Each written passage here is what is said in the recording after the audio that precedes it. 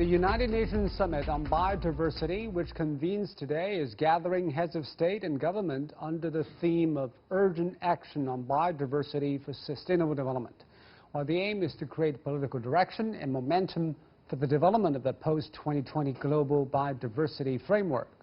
But how has the world done in terms of meeting biodiversity protection goals so far? Are we on track or lagging behind?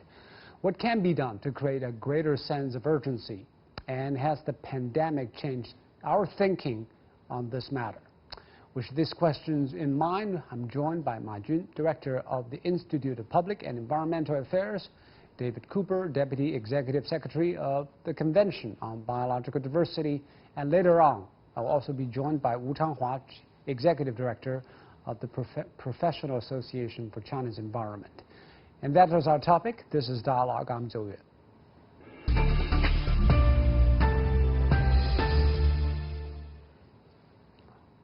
Biodiversity is obviously a challenge for all human beings, but the Chinese have been doing their bit. Last week, China released its position paper before the United Nations Summit on Biodiversity. So, Ma Jun, what is your major takeaways from that paper?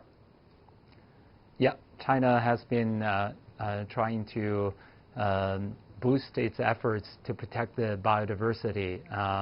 In this paper, we have noticed some of the very impressive efforts and achievements, including the largest scale of reforestation in the world, banning of illegal trafficking of wild animals, and to stop the long-term habit, for people to eating all these wild animals, and also 10-year fishing ban on over the Yangtze River, and bringing 20% of 18% of China's land mass bringing under the protected zones, and spending some 520 billion yuan over the 2 years of time, spending that on biodiversity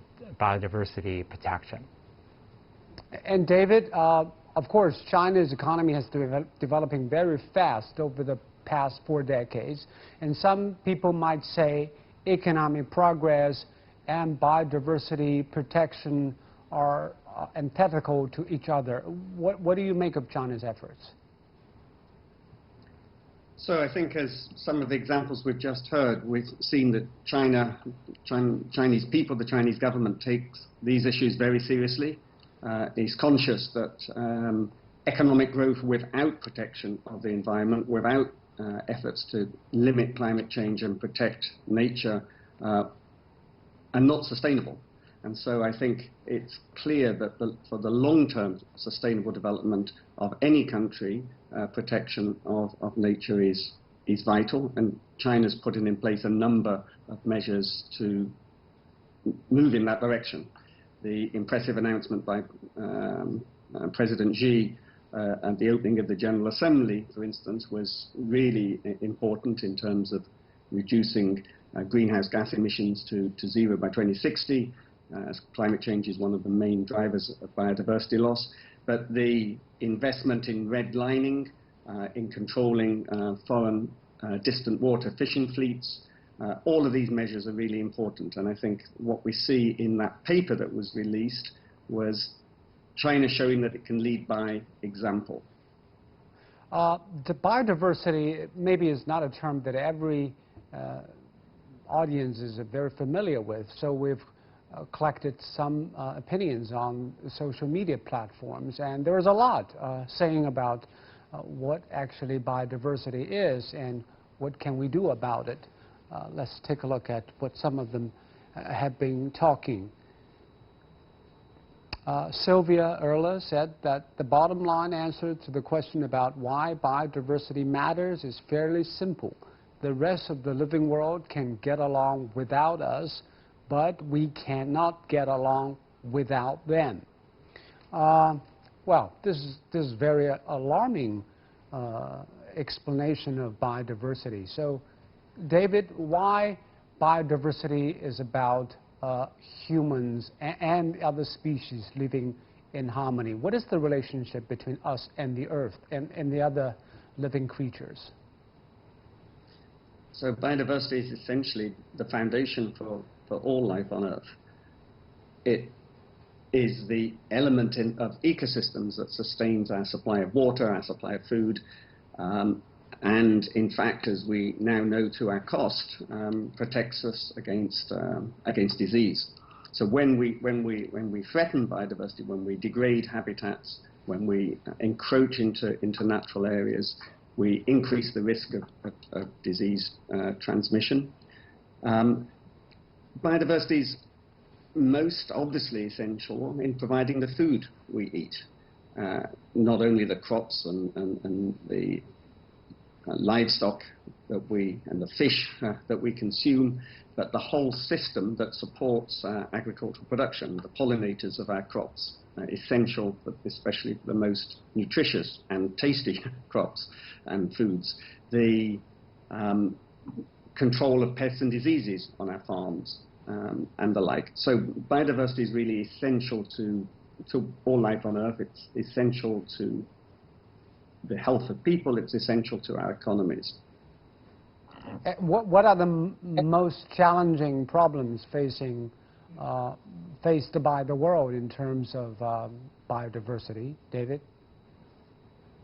So it's really, we have a finite planet and a limited amount of land and sea on the planet. So how are we going to use that? We've seen as populations expand and even more as people get richer and consume more, that the demand on this land and on this sea increases. We need to get our production and our consumption patterns under control in order to be able to live in harmony with nature, to protect wildlife, to protect nature, to maintain that life support system for our own agricultural and other production systems, while also producing enough food and having space for all the other activities that we're engaged in. So this is the central challenge. How do we manage the way we organize the land and the sea on the planet and limit our overconsumption and waste of resources? Talking about consumption of resources, China has seen increasing population and increasing demand from the populace. So Ma Jun, what are the specific challenges China face when it comes to protecting biodiversity? Yeah, China is... Well, obviously with Ma Jun, please. Very Ma Jun first, please. Population. Sorry. Sure. China is going through the massive industrialization and urbanization, and as a result, there's a huge transformation of the way of our land use, and also the way for us to tap into all these energy resources. Globally, we have seen some alarming figure that the volume of the vertebrates, including all the mammals, fish, and birds, and amphibians and reptiles, have dropped by 68% since 1970. Every year. You mean in China? Yeah, in China, unfortunately, it's quite close to that. Globally, we have seen fish volume drop by 84%, and in China, on the Yangtze River, it's about 90%. Is it because they're losing their habitats to humans, or is it because they have been extinct as a part of natural evolution? Yeah, no. This is far more faster than any sort of natural evolution. It's a result of all this deforestation, and then the overfishing, of course, and pollution, and more recently the building of all a series of dams, and so we're talking about 90%, we're talking about some of the flagship species like the Yangtze River dolphin and several kind of sturgeons. The dolphin have already gone extinct, and some of the sturgeons are also pushing close to that. So China is facing this current challenge of industrialization, urbanization, and plus all the historical impact. So now at this moment, how to turn this tide? China have to double our efforts. But Majin, for those who are not fans of eco-friendliness and green development, they may say, well, species extinction happened in history. If we are well fed and clothed and sheltered, why should we bother about a concept of biodiversity? What is it for us? Yeah, biodiversity is extremely important. It's all the species plus the whole ecosystem. We as human beings, we don't notice them, the existence of them. But once they're gone, they have taken away not just all the genetic resources that we may need for future human need, but also the entire services, including all the services from the say forest as the lung of our planet, and all the wetland as the kidney that can help us supply all the clean drinkable water, and all the source of food species, food resources. So and today, we have also noticed that when you really continue to intrude into the wildlife territory, you may also catch upon all these diseases. The COVID-19, we're still trying to figure out for certainty the source of that, but many of these transmittable diseases are coming from the wildlife, and that human beings have unsuitably intruded into their territory. David, do you agree with the argument? Because humans have always been encroaching on nature for our own benefits. We've been doing agriculture. That is an encroachment on nature. Where's the line between man and nature? For our common benefits, probably. That's a very good question, because yes, we are part of nature. We've evolved to live with nature and use nature. What's different now is really the scale of human activities. So we are not only making use of ecosystems, we're generally destroying them, forcing wildlife into ever smaller areas, and at the same time our own population, and even more the population of our livestock, animals, poultry and so on has increased. And this just increases the risk of spillover of diseases from wildlife to people, either directly or via livestock. So it's really the scale of our activities. We are now using essentially the whole planet, and we have to therefore manage the planet in a much better way. So if we don't do anything right now, what is the long-term consequences? What is the worst scenario if we're losing a big part of biodiversity? David? So we're going to see more pandemics of the nature that we have now. We're going to see more of the disasters we see around the world in terms of fires out of control. We're going to see more effects of climate change. And ultimately, we're going to undermine the basis of our own food production systems. We're going to see more pests and diseases also in our crops, and we're going to undermine the potential to develop and feed ourselves. In addition to these, of course, when we destroy nature, we're destroying this library of life that is essential for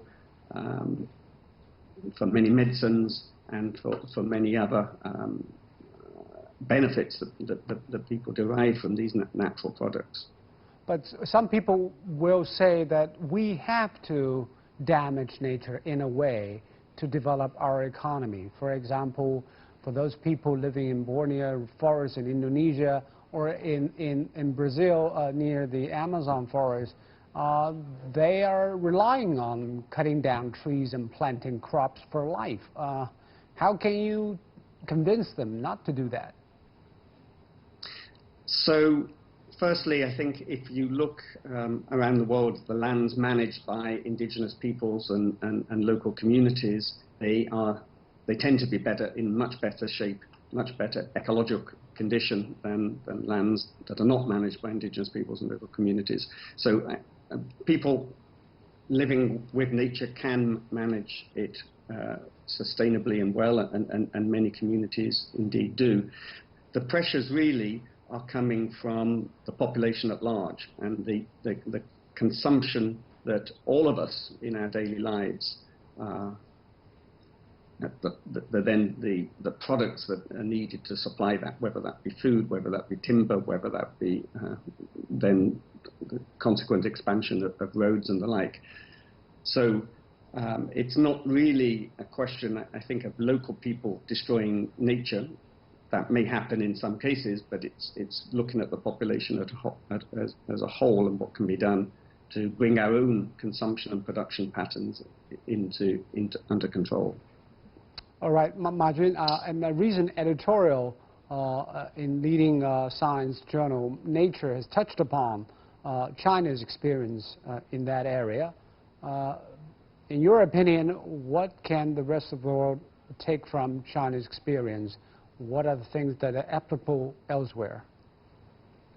Yeah, as mentioned, that China is facing challenges, but in the meantime, China is making our efforts. I think talking about China's, China's experiences, one of that is, as David pointed out, that the top leadership, the government has paid great attention on this issue. China has incorporated biodiversity protection into its eco-civilization mechanism, which means that uphold this to the national, as part of the national strategy. And China has also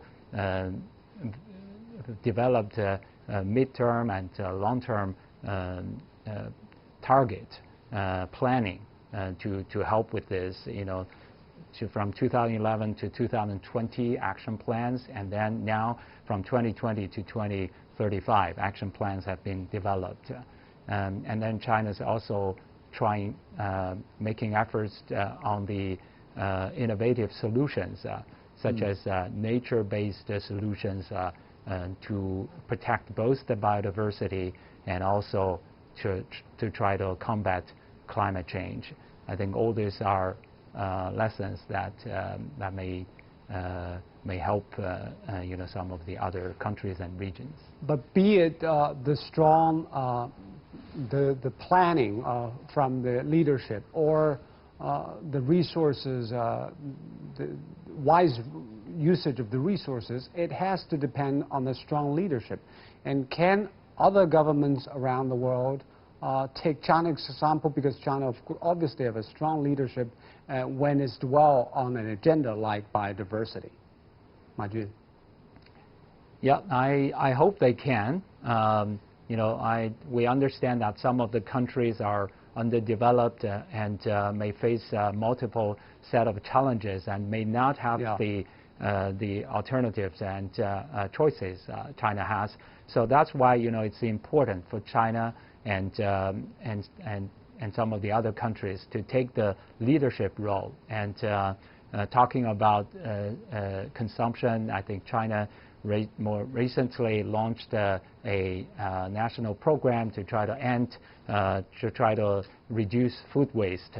This is very important because all this large volume of food waste, not just causing all this contamination, but during the manufacturing of all this food, we can trace it to, as you said, the deforestation in Borneo, the deforestation in Amazon, all this logging, to get palm oil and for palm oil plantation, and illegal logging to get the soybean soil, and all this cattle hide, for some of the fashion products that we consume.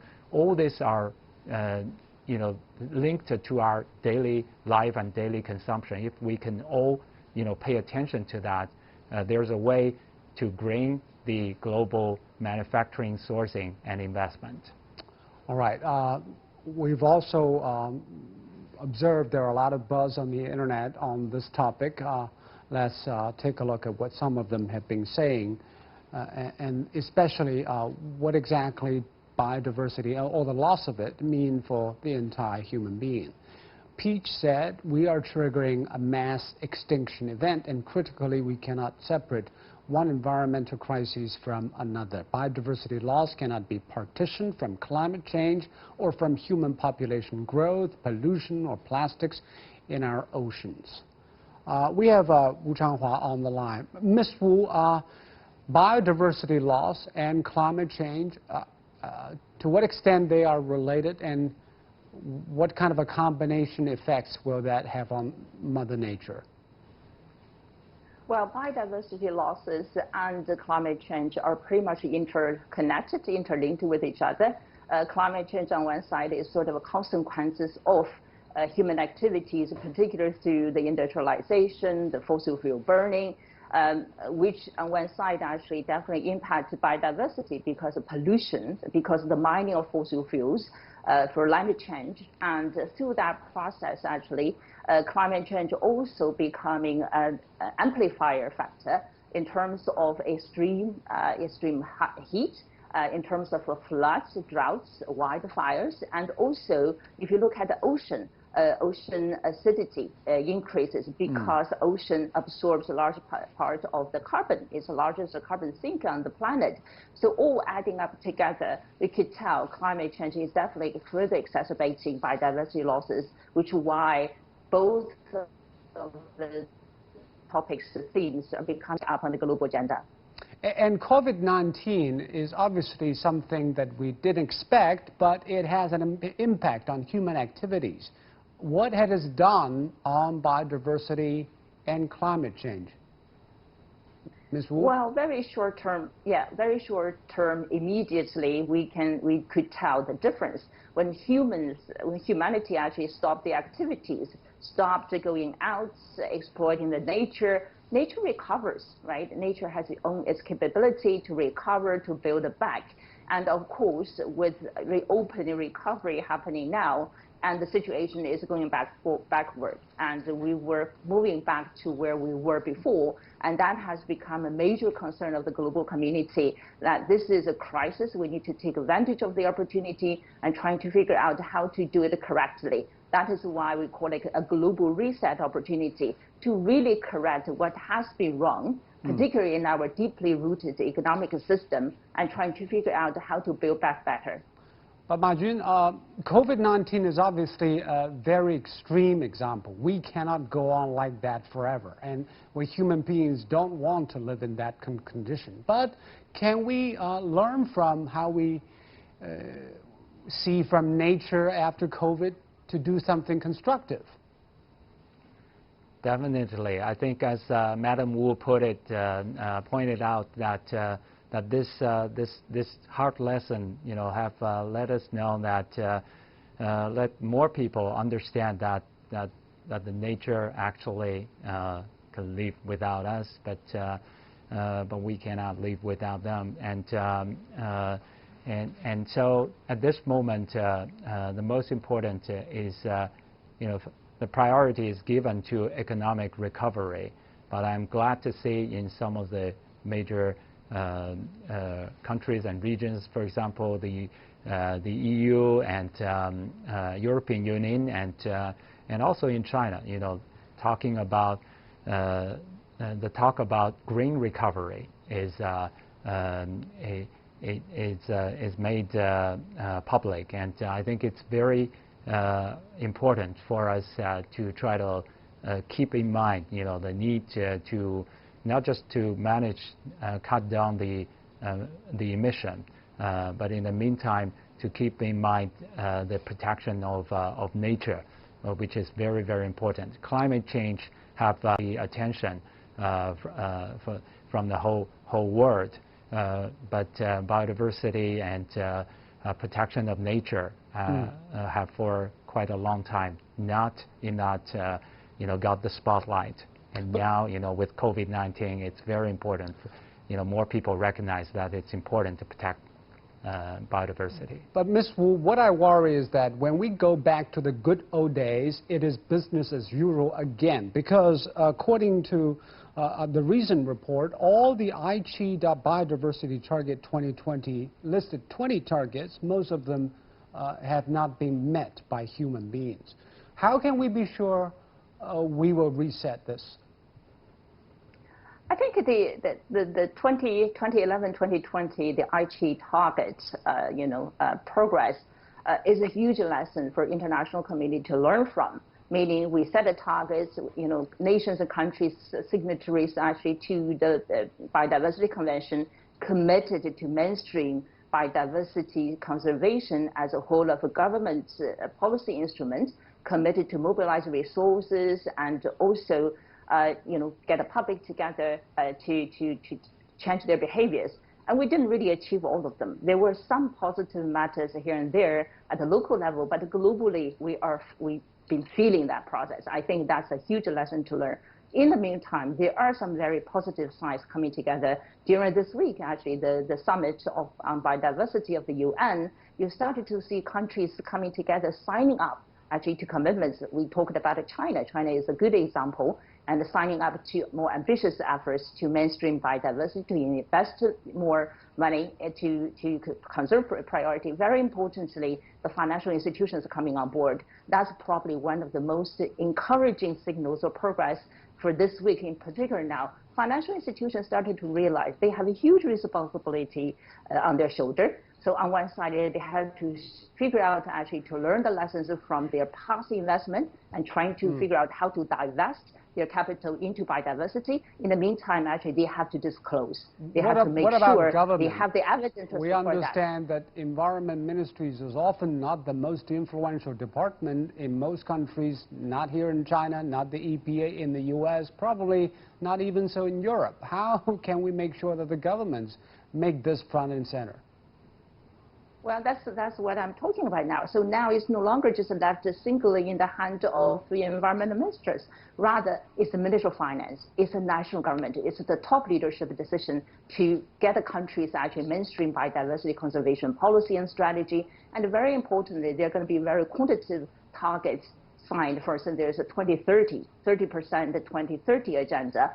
Ideally will be adopted into the Kunming by COP15 next year in China, meaning 30% of the land and 30% of the ocean shall be protected. I know there's still a debate going on, but overall, I think all the signals sending out now, actually, particularly learning from the lessons of the Aichi target, I think the global community get it. We're going to move forward. All right. On that upbeat note, we have to wrap up. Thank you very much, Ms. Wu. Thank you, Ma Jun. And you've been watching Dialogue here on CGTN. I'm Joe in Beijing. Thanks so much for watching. Goodbye.